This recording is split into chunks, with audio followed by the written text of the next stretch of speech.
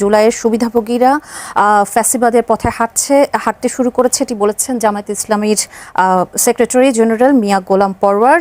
এর আগে ফ্যাসিবাদী আওয়ামী লীগের পথে হাঁটা শুরু করেছে বিএনপি, বলেছেন জামায়াতের আমির। আপনি কি মনে করছেন এই 5 মাসে আসলে ফ্যাসিবাদের পথে হাঁটা শুরু করেছে বিএনপি? আমি মনে করি না।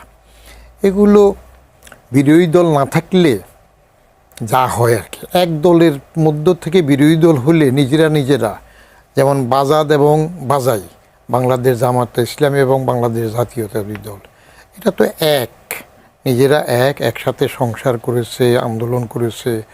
আর বাজাই যখন সুবিধা হয় সেখানে যায়। তাদের 71-এর সেই কালিমা মোছার জন্য তারা অনেক চেষ্টা করে। অতএব কথা বলতে হবে, না বললে তারা যে বিরোধী দল ওটা বোঝা যাবে কীভাবে? আসলে এটা রিয়েলি বিরোধী দল ফর্ম না। এখন জাতীয় পার্টির সেক্রেটারি সাহেব আছেন, সম্মানিত ব্যক্তি, ওনাদেরকে নিয়ে এরশাদের হাসিনার আমলে এরশাদও বিরোধী দল কিনে এরকম বলা হইতো আর কি। তো সেই জাতীয় অবস্থা তো এখানে পুনরাবৃত্তি ঘটতেছে। অতএব ফ্যাসিবাদে যাচ্ছে এটা বলা যাবে না।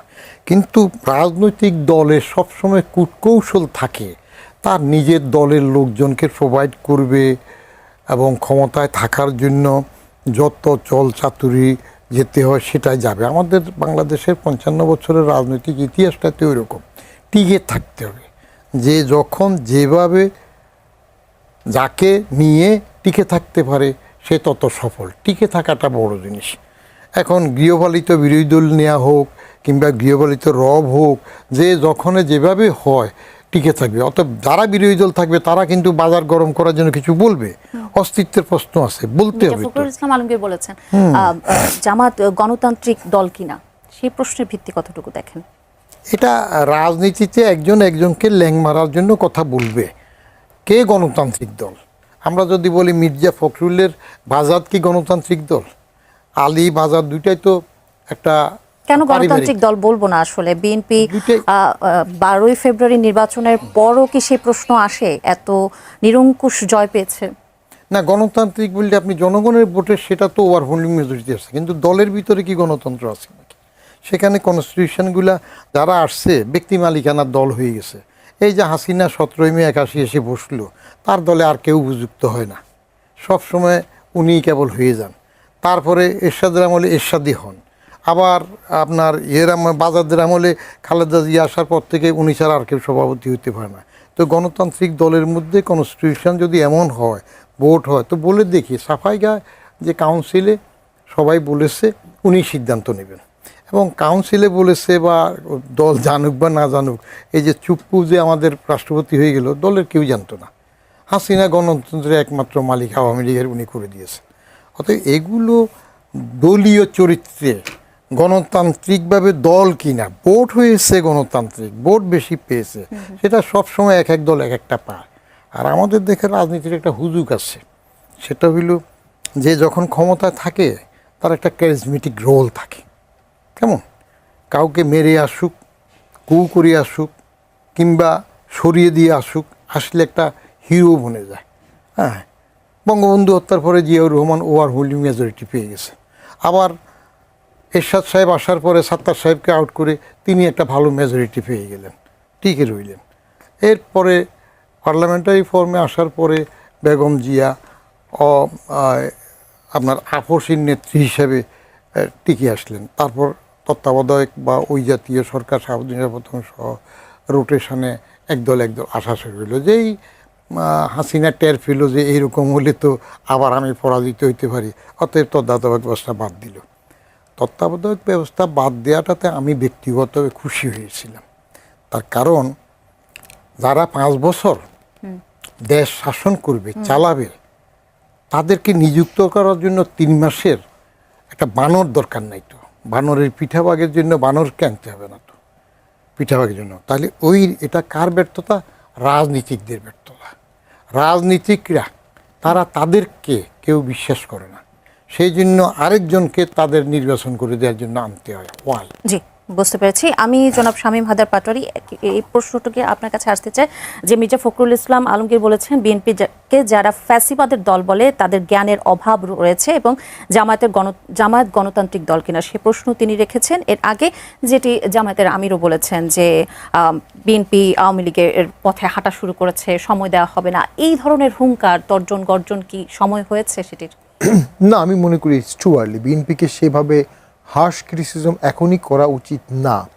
একটা বিষয়ে আমরা ক্রিটিসাইজ করতে পারি, আমাদের সকলের মনে হয়েছিল ভোটের পরে নতুন সরকার হয়তোবা আওয়ামী লীগকে সীমিত পরিসরে হলেও বৈধভাবে রাজনীতি করার সুযোগ দিবে, কিন্তু প্রথম সংসদের প্রথম অধিবেশনে একটি অর্ডিন্যান্সকে র্যাটিফাই করা হয়েছে, যে অর্ডিন্যান্সের আন্ডারে একটা এক্সিকিউটিভ অর্ডার দিয়ে আওয়ামী লীগের কার্যক্রম সাময়িকভাবে নিষিদ্ধ করা হয়েছিল।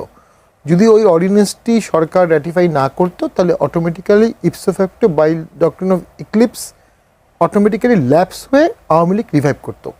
সেইটা সরকার করেছে, বুঝে শুনে করেছে কিনা আমি জানি না। কারণ আপনি যদি একটা মোটামুটি বৃহত্তম দলকে, যেটা রিলেভেন্ট, যার ভোট ব্যাংক আছে, সমর্থক আছে, তাকে সম্পূর্ণ বাইপাস করে বাদ দিয়ে সাইড লাইনে রেখে একটা দেশ চালাতে চান, এটা দীর্ঘমেয়াদী দেশের টেকসই তন্ত্রে একটা আঘাত হানবে। এবং ডেফিনেটলি যেটা আমাদের উনিও বললেন যে জামাত, বিএনপি, এনসিপি এই তিনটা একটাই দল।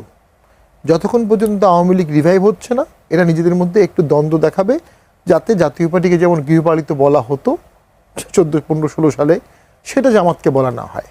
তো তাতে তো আসলে মূল ক্যারেক্টারিস্টিকটা চেঞ্জ হবে না। ক্যারেক্টারিস্টিক হয় যে এই তিনটা দল একই দল, তিন দল মিলে আওয়ামী লীগকে কমব্যাট করার চিন্তাভাবনা করছে। তার মানে আওয়ামী লীগের গুরুত্ব এখন এই পর্যায়ে আছে, তিনটা দল এক হতে হয়। তখন যেটা হবে, যদি আওয়ামী লীগ কিছুটা দৃশ্যমান হয়, আস্তে আস্তে তার দৃশ্যমানতা বাড়াবে, তাদের উপর নির্যাতনও হবে, তখন এই তিনটি দল একসাথে রাস্তায় নামবে এক পর্যায়ে। তো জনগণও দেখবে যে এই তিনটি দল আসলে একটি দল, তাহলে সংসদে সেখানে কোনো বিরোধী দল থাকবে না। বিরোধী দলবিহীন সংসদ শেখ হাসিনার আমলে, যেটা আমাদের বিরুদ্ধে অভিযোগ বলা হয়, শেখ হাসিনা অনেকদিন চালিয়েছিল বিএনপিকে ছাড়া, 14 থেকে 18, আবার 18 থেকে তাদের কিন্তু 7 জন এমপি ছিল বিএনপির, আবার 24 সালে 6 মাস একটা সময় চালিয়েছে। তখন অর্থনীতি ভালো ছিল, আর তখন একটা গভর্নমেন্ট 8 থেকে 13 একটা টেনুর পার করেছে, অল ইনক্লুসিভ ভোটের একটা গভর্নমেন্ট 8-এ আসছিল। সেই গভর্নমেন্ট 5 বছর চালিয়ে তারপরে একতরফা ভোটে গিয়ে টিকিয়েছে। অর্থাৎ তার একটা সাজানো ছক ছিল, তার একটা প্রশাসন ছিল, তার একটা পুলিশ ছিল, তার একটা ট্যাক্স কালেকশন স্কিম ছিল, অর্থনীতি ভালো ছিল, বড় বড় মেগা প্রজেক্ট ছিল। বর্তমান সরকারের কি থাকবে আসলে? আজ থেকে 1 বা 2 বছর পরে বাংলাদেশের অর্থনীতি ভালো হওয়ার সম্ভাবনা খুব কম। সরকার হয়তো বা স্ট্রং হ্যান্ডে যাবে, কিন্তু তারপরও ব্যুরোক্রেসি, পুলিশ শেখ হাসিনার মতো নিতে পারবে, করতে পারবে। এটা সেখানে আমরা এখন এই বাস্তবতা কেন বলছি, 2024 সালের পরবর্তী যে বাস্তবতা দেখি, এত তাড়াতাড়ি আসলে আমরা একটি সরকারের কাছে কেন চাচ্ছি যে সবকিছু পরিবর্তন করে যাবে, যেটি আগের প্রশাসন বা আগের সরকারগুলো সব ভেঙে দিয়ে গেছে? না, আমরা চাচ্ছি না, কিন্তু আমি বাস্তবতা যেটা বলতে চাচ্ছি যে সরকার 2 বছর পরে বা 1 বছর পরে দুর্বলই হবে বা দুর্বলই থাকবে। তাহলে দুর্বল একটি সরকার এই পলিটিক্যাল ক্রাইসিস, ইকোনমিক ক্রাইসিসগুলো হ্যান্ডেল করতে পারবে? আমি খুশি হব যদি পারে, আমি খুশি হব যদি সরকার শক্তিশালী হয়, কিন্তু সেটার আপাত দৃষ্টিতে আমি সম্ভাবনা দেখি না।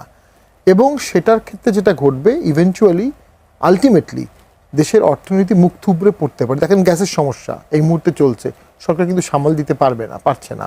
তেলের দাম বাড়বে, বৈশ্বিকভাবে সমস্যা, হ্যাঁ, কিন্তু জনগণ যারা ভুক্তভোগী তারা কিন্তু এই বৈশ্বিক সমস্যাটাকে বৈশ্বিকভাবে দেখে না। তাদের সামনে থাকে সরকার, তাদের সামনে থাকে এস্টাবলিশমেন্ট। এদেশের সরকার সবসময়ই অ্যান্টি এস্টাবলিশমেন্ট, সরকার বিরোধী।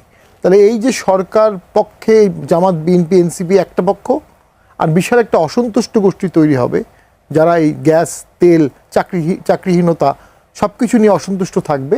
সেইটার সমাধান কিভাবে হবে, তারা কোন রাজনৈতিক গতিপথ দেবে, শেষ করে দিচ্ছি। সেই জন্য সরকার কেম আপ উইথ দ্য অ্যাভাটারের নাম হচ্ছে ফ্যামিলি কার্ড। ফ্যামিলি কার্ড দিতে পারলে সরকার ভাবছে এই যে অসন্তুষ্ট হবে জনগণ, তাদেরকে চাকরি দিতে পারবো না, তাদেরকে কিছু টাকা পয়সা দিয়ে আমরা কন্ট্রোলে রাখবো। পৃথিবীতে কোথাও এই মডেল লং টাইম সরকারকে পপুলার করতে পারেনি। শেখ হাসিনাও করেছিল, মমতা ব্যানার্জিও করেছিল। জি, বুঝতে পেরেছি। একজন দর্শক আছেন ফোনে, যে দর্শক আপনার নাম বলে আপনার প্রশ্নটি রাখুন। হ্যালো, জি, আমার নাম সাজিদুর রহমান রবিন। জি বলুন। আমি ঢাকা উত্তর থেকে বলছি। আমার প্রশ্ন হচ্ছে এখানে আপনাদের আলোচনার সাথে অনেকটা সাংঘর্ষিক। আমি এই 8 থেকে 10 দিন যাবত দেখতেছি উনি ফ্যাক্টরি গ্যাসের জন্য বন্ধ। এই ব্যাপারে কোনো কি মানে সরকারের কোনো কিছু করার নেই? সব ফ্যাক্টরি তো বন্ধ। আমি 26 বছর এই অবস্থা দেখিনি কখনো, এই প্রথম দেখলাম। 2-1 দিন হচ্ছে, কিন্তু এবার তো টানা 10 দিন বন্ধ। ওরা নরসিংদী এলাকায়, আপনার খোঁজ নিয়ে দেখতে পারেন। Thank G you. জি বুঝতে পেরেছি, অসংখ্য ধন্যবাদ। আমি একটু যুক্ত করি এর সাথে যে দেশ জুড়ে তীব্র গ্যাস সংকটের মধ্যে আগামী সপ্তাহ থেকে উন্নতির আশ্বাস দিয়েছেন প্রতিমন্ত্রী, এমনটি বলা হয়েছে। আপনি কিছু যুক্ত করতে চান কিনা জনাব বদিউর রহমান? বিশেষ করে বৈশ্বিক যে পরিস্থিতি রয়েছে গ্যাস সংকটের এই সময়টাতে। আমাদের তো বললো কোথায় কি গ্যাসের কি একটা নষ্ট হয়েছে, ঠিক করতে পারতেছে না, সেই জন্য। আর প্রতিমন্ত্রী তো আজকে বললেন যে 7 দিনের মধ্যে সংকট কমে যাবে। তো 7 দিন তো অপেক্ষা করতে হবে, কমে কিনা দেখা যাক। জি কারণ আমরা তেলে যখন ক্রাইসিস হলো, অকটেনের সেই সময়ও একই অবস্থা দেখেছিলাম। তো সেটা নিয়ে তো ভিন্ন কথা উঠলো, মজুত করে ফেলছে। গ্যাসের বেলা অন্তত অন্যেরা মজুত করে রাখতেছে বেশি বিক্রি করার জন্য, সেই কথাটা এখনো উঠে নাই। এটা একটু রক্ষা আর কি। আচ্ছা, আমি একটু রাষ্ট্রপতির ইস্যুতে আসতে চাই। রাষ্ট্রপতির ইস্যুতে যেটি বলি যে রাষ্ট্রপতির বিরুদ্ধে ব্যাংক খাতের অনিয়ম, দুর্নীতি এবং বিভিন্ন অভিযোগে ভূমিকা রাখার অভিযোগ নতুন করে সামনে এসেছে। আইনমন্ত্রী বলেছেন বিষয়টি পরীক্ষা নিরীক্ষা করে সিদ্ধান্ত নেওয়া হবে। আমি আইনি দিকগুলো অবশ্যই শামীম হায়দার পাটোয়ারি আপনার কাছে আসবো, কিন্তু আপনার কাছে আমি যে প্রশ্নটি থাকবে যে সাবেক রাষ্ট্রপতির বিরুদ্ধে দুদক বা অন্য কোনো আইন প্রয়োগকারী সংস্থা কি স্বাধীনভাবে কাজ করতে পারে বা স্বাধীনভাবে তদন্ত করতে পারবে কিনা যদি অভিযোগগুলো প্রমাণিত করতে হয়? স্বাধীনভাবে কাজ করতে পারবে কি না শুধু রাষ্ট্রপতি কেন, যদি বদিউর রহমানের বিরুদ্ধেও স্বাধীনভাবে কাজ করতে পারবে কি না এটা নির্ভর করে তারা কতটুকু স্বাধীনতা ভোগ করতে পারে। দুদকের কথা বললেন, তো দুদক নিয়ে আমি একবার আমার একটা কলামে লিখেছিলাম, দুধ দই কই। দুদক, সংক্ষেপে দুদক, দুধ দই কই। তো সেই সময় বেসিক বাচ্চু ধরতে পারে না। তো একজন চেয়ারম্যান ছিলেন ইকবাল, শেখ হাসিনার খুব প্রিয় ব্যক্তি ছিল। তো বললাম যে ইকবাল, বেসিক বাচ্চুর এত কথা শোনা যায় কিন্তু তোমরা কিছু করো না। বলে স্যার এটা আপনার সাথে আমি টেলিফোনে আলাপ করতে চাই না, কারণ হি ওয়াজ মাই ডেপুটি সেক্রেটারি, আমি ইয়ারডিতে রিলেশন থাকলে দেখতে। তো এখন দুদকের মোমেন্ট চলে গেল কেন? মোমেন্ট তো মোটামুটি একটু শক্তভাবে কিছু কাজ করতেছিল, আমরা শুনলাম। সরকার, এই দেশের সবচেয়ে বড় মাস্তান হইল সরকার। সরকারের চাইতে বড় মাস্তান কেউ নাই। তো সরকার যদি সদিচ্ছা না রাখে যে দুদক স্বাধীনভাবে কাজ করুক, তাহলে আইন দিয়ে কাজ হবে না, পরিষ্কার কথা। রাষ্ট্রপতির বিরুদ্ধে রাষ্ট্রপতির দায় মুক্তিটা হইল যতদিন তিনি রাষ্ট্রপতির কার্যভারে ছিলেন ততটুক। রাষ্ট্রপতি চেয়ারে যতদিন কাজ করেছেন ততদিনের ওনার দায় মুক্তি, ওই সময়ের কাজের জন্য তাকে আটকানো যাবে না। কিন্তু তার আগের পিরিয়ড যদি উনি কোনো অন্যায় করে থাকেন, ফৌজদারি অপরাধ করে থাকেন, সেগুলা করা যাবে, তদন্ত করা যাবে, ধরা যাবে। আবার পরের পিরিয়ডে যদি এখন বাসায় চলে আসছেন যদি করে, সেটাও ধরা যাবে। প্রশ্ন হলে করবেন কি না, কতটুক করবেন, কারণ কে কাকে কতটুক খাতির করবেন। আর সুপ্রিম বেলায় তো একটা ঐতিহ্য আছে যে রাষ্ট্রপতি, ওই একটা আমি তাজ্জব হইলাম, আমার একটা কলামে লিখলাম যে রাষ্ট্রপতি হইলে কি নামের পিছন অংশ কেটে ফেলতে হয় নাকি? আব্দুল হামিদ যখন স্পিকার ছিলেন তিনি আব্দুল হামিদ অ্যাডভোকেট লিখতেন, এমপি হিসাবে স্পিকার থাকতে অ্যাডভোকেট লিখতেন। যে রাষ্ট্রপতি হইলেন উনি নামের পিছন দিয়ে লেজটা কেটে ফেললেন, আব্দুল হামিদ অ্যাডভোকেট কাটা। সুপ্পু তার কলাম লেখার থেকে শুরু করে কমিশনার দুদকে টুদকে যতক্ষণ বিচার যখন ছিলেন তখন তিনি শাহাবুদ্দিন সুপ্পু, এখানে এসে সুপ্পু কেটে ফেললেন। এখন কি অ্যাফিডেভিট করে কাটলেন না কেমনে কাটলেন? আবার ওই নামটুকু কাটলে তার নাম দেখে নির্বাচন কমিশন আবার তাকে অ্যালাউ করলো কীভাবে নামের নাম মিললে। এই জাতীয় এদেরকে নিয়ে আপনি কথা বলে তো লাভ নেই। ফেভার সরকারের উপর নির্ভর করে, সরকার কি সিরাতুল মুস্তাকিম থাকবে নাকি অন্য দিকে যাবে? শামীম হায়দার পাটোয়ারি, স্বরাষ্ট্রমন্ত্রী বলেছেন রাষ্ট্রপতি দায়িত্ব পালনকালে সাংবিধানিকভাবে প্রিভিলেজড বা ইমিউনিটি ভোগ করেন। আমরা জানি 51 অনুচ্ছেদ অনুযায়ী তিনি সেটি পান এবং তাই তার বিরুদ্ধে ফৌজদারি অপরাধের মামলা করা যায় না। পদত্যাগের পর সাবেক রাষ্ট্রপতির বিরুদ্ধে কোনো অভিযোগ উঠলে বা তার আগে রাষ্ট্রপতি থাকার আগে যদি তার অপরাধের তদন্তগুলো চাওয়া হয় বা ফৌজদারি কোনো অপরাধের মামলা করা যায় কিনা? উনি সঠিক ব্যাখ্যা দিয়েছেন। উনি লয়ের ছাত্র এবং যখন সংবিধান নিয়ে উনি কথা বলেন আমি দেখেছি উনি এখন পর্যন্ত আমি পাইনি উনি কোনো ভুল বলেছেন। ওনার রাষ্ট্রপতি হওয়ার আগের কোনো ঘটনা নিয়ে এখন মামলা করা যেতে পারে, আইনে বাধা নেই, কিন্তু বাংলাদেশে কোনো নজির নাই যে কোনো রাষ্ট্রপতি তার রাষ্ট্রপতির পদ হারানোর পরে বা টেনুর শেষ হওয়ার পরে তার বিরুদ্ধে আগের ঘটনা নিয়ে মামলা হয়েছে, এমন একটা নজিরও নাই। আরেকটা নজির হতে পারে এখন থেকে অনওয়ার্ডস তার কোনো কাজের কথার জন্য তার বিরুদ্ধে মামলা হতে পারে। বি চৌধুরী 2000 সালের দিকে 2003-4 সালের দিকে তো উনি পদত্যাগ করলেন, তারপরে তার বাসায় অ্যাটাক হলো, তিনি আর তার ছেলে রেল লাইনের মধ্যে বসেছিলেন, আমার মনে আছে, ছোটোবেলা না, সে স্টুডেন্ট আমি, কিন্তু তার বিরুদ্ধে মামলা হয়েছে আমরা মনে হয়নি আমার কাছে। এটা উচিত না মামলা হওয়া। বিএনপি শাহাবুদ্দিন চুপ্পুর বিরুদ্ধে কেন মামলা করবে? লজিক্যালি যদি আপনি চিন্তা করেন, শাহাবুদ্দিন চুপ্পু এবং জেনারেল ওয়াকার ছিল বলে বাংলাদেশে একটা ভোট হয়েছে। শাহাবুদ্দিন চুপ্পু এবং জেনারেল ওয়াকার ফার্মলি চেয়েছে বাংলাদেশে ভোট হোক, অনেক অগণতান্ত্রিক সরকার বা বিনা ভোটের সরকার যেন দীর্ঘদিন না থাকে, দেশের যেন কনস্টিটিউশনাল একটা কন্টিনিউশন থাকে, সেটাতে কন্ট্রিবিউট করেছে এনারা। উনি যদি 5 তারিখের পরে চলে যেত, পালিয়ে যেত, তাহলে 8 তারিখে ডক্টর ইউনূসকে শপথ নিত কে? ডক্টর ইউনূসকে শপথ নেওয়ার পরে নতুন সরকারকে শপথ নিল কে? শাহাবুদ্দিন চুপ্পু। হ্যাঁ, তার টেনুরটা শেষ করতে দেওয়া উচিত ছিল, এটা আমার ব্যক্তিগত অভিমত, সেটা বিএনপির পলিটিক্যাল ব্যাপার। কিন্তু তাকে যদি মামলা দেয়, তাহলে আমি বলবো যে লোকটা ট্রানজিশনে হেল্প করলো, ডেমোক্রেটিক রেস্টেশনে যতটুকু তার ক্ষমতা কিছুই নাই, হেল্প করেছে, তাকে আপনি কেন সরিয়ে দেবেন? তিনি তো এই বিএনপির ট্রানজিশনে এখন পর্যন্ত কোনো বাধা সৃষ্টি করেনি। এবং তিনি তো অসুস্থতার কারণ দেখিয়েছেন। কারণ অসুস্থতা হলো, আমরা বাংলাদেশের কোনো মানুষ মনে করে না তিনি অসুস্থতার কারণে পদত্যাগ করেছেন, এবং এরকম পর্যায়ে এটা পলিটিক্যাল না। আরেকটা হচ্ছে, বাংলাদেশের 2জন রাষ্ট্রপতি তো মারা গেছেন, জিয়াউর রহমান এবং বঙ্গবন্ধুকে তো হত্যা করা হয়েছিল।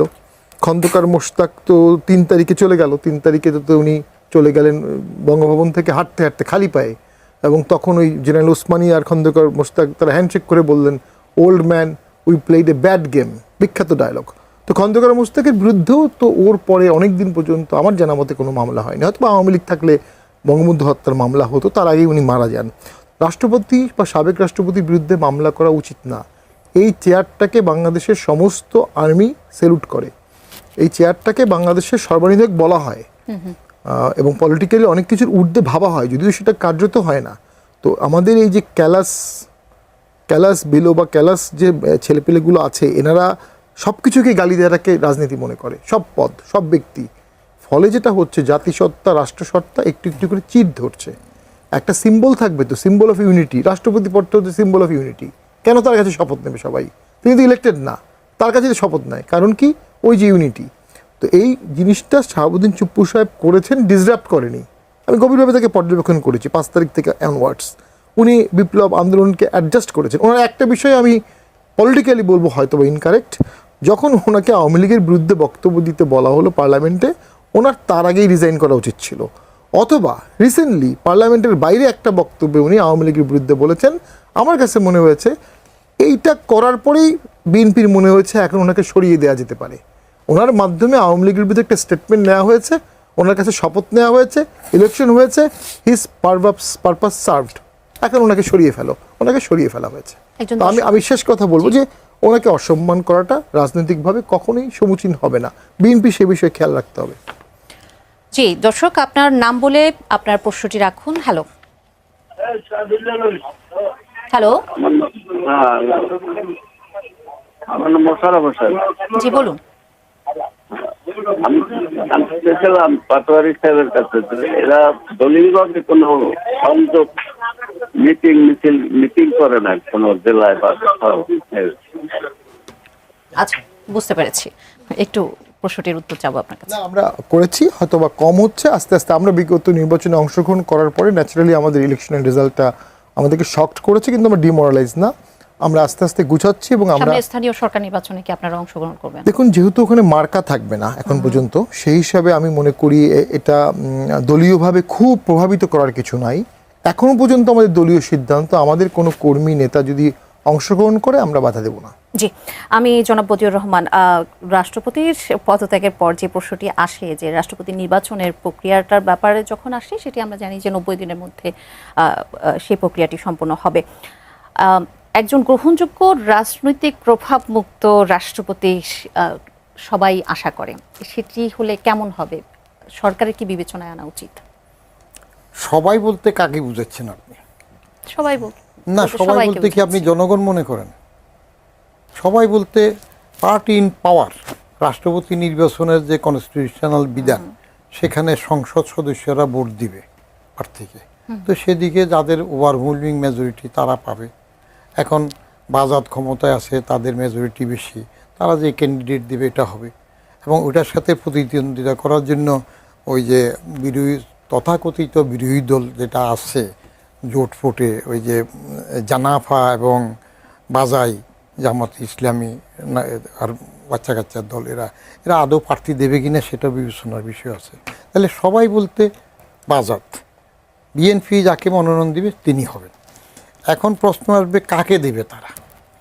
তারা নিশ্চয় মাথায় রাখবে হিসাব করে, যেমন এই যে শাহাবুদ্দিন সুপ্পুকে বাদ দিল 5 মাসের পরে, এটা রাজনৈতিক কৌশল, নিজেরা একটু স্থিত হওয়ার জন্য, ঝামেলাগুলো কাটিয়ে ওঠার জন্য এটা দরকার আছে। অধিবেশন শুরু হলে সেখানে একটা এই সুপ্পুদের মতো লোককে দিয়ে আবার ফ্যাসিবাদ, আওয়ামী লীগকে ফ্যাসিবাদ বলবে। সুপ্পুর যদি নিজস্ব সামান্যতম ব্যক্তিত্ব থাকতো, তাইলে হাসিনাকে কদমবুসি করতে গেল, সেখান থেকে আবার প্রেসিডেন্ট হয়ে আসলো, তাহলে তিনি যেদিন তার এরা জীবী আসলো তারপরে উনি স্বেচ্ছায় চলে যেতে পারতেন। ইভেন 5ই অগাস্টের পরেও তো উনি চলে যেতে পারতেন। স্পিকার শিরিন শারমিন চৌধুরী তো সাথে সাথে ওখান থেকে যায় নাই, উনি পদত্যাগ করতে পারতেন। এখন ক্ষমতার লোভ, চেয়ারের লোভ মানুষকে অনেক সময় পেয়ে বসে। এটা পেয়ে বসলে তখন আর হুঁশ থাকে না, সে বেহুঁশ হইলে যে কথাগুলো উঠে, সুপুরবেলা সে অবস্থা হইল। এখন সবাই যেটা চায় তেমন দেবেন কি না, এগুলো অতীত অভিজ্ঞতাতে দেখা গেছে যে বদরুদ্দোজা চৌধুরীর মতো লোক প্রেসিডেন্ট জিয়া যখন পার্টি করলেন, তখন তিনি পার্টির জেনারেল সেক্রেটারি কে হবে সেটার জন্য নিজের লোকজনদের কাছে ক্রাইটেরিয়া দিলেন, এই গুণ থাকতে হবে, এই গুণ থাকতে হবে, এটা থাকতে হবে। দেখা গেলে সবগুলো মিলালে শুধু বদরুদ্দোজা চৌধুরীর মধ্যে এই গুণগুলো পাওয়া যায়, ওরা তাকে আনবে। সেই বদরুদ্দোজা চৌধুরী পরে খালেদা জিয়ার আমলে কী হইল, রেল লাইন দৌড় দিলেন। কারণটা কি? একটু স্বাধীনচেতা থাকতে চাইলেন, একটা মাজারে যেতে চায় নাই, বলছে তাহলে আমি পার্টিজান হয়ে যাব প্রেসিডেন্ট হিসেবে, তখন তাকে এবার বাদ দিতে গেল এবং রেল লাইনে দৌড় দিল। কি ন্যাক্কারজনক অবস্থা! অথচ ডাক্তার হিসেবে কত নাম করা ডাক্তার ছিলেন। রাজনীতিতে এগুলো মেনে নিতে হবে।